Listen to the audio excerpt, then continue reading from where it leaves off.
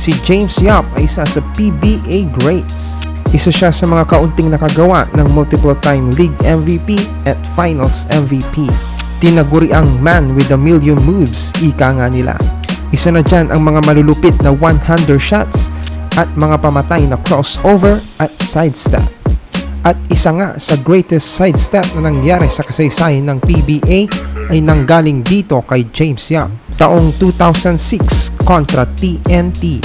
Iwan talaga ang import ng TNT sa sidestep na ginawang ito ni Idol James Yap. Ating balikan ang ginawang moves na ito ng tinaguri ang man with a million moves matapos niyang sipain ang import ng TNT na si Terrence Leather.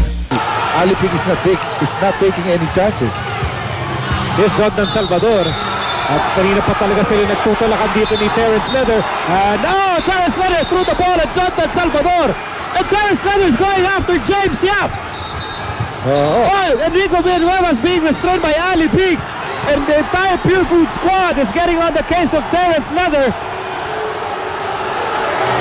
And Ali Pig at nakikipagtulakan. And boy, cooler heads have to prevail here. That's Ali Pig and Rob Sands. At somebody has to pull Terrence Leather aside here. well, eto, reviewin natin yung ating nakikitang action.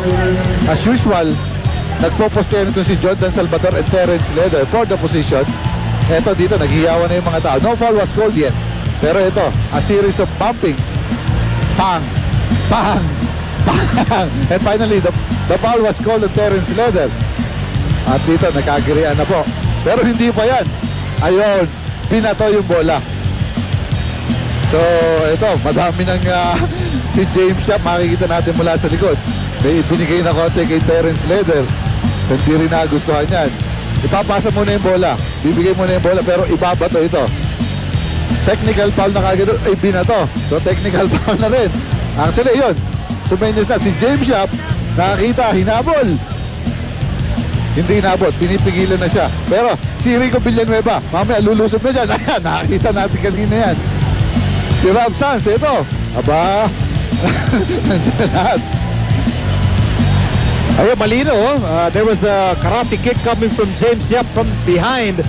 At biglang hinabol ni Terrence Leather. At ayan na, dito na nagsuguran sa court yung mga basketball players natin.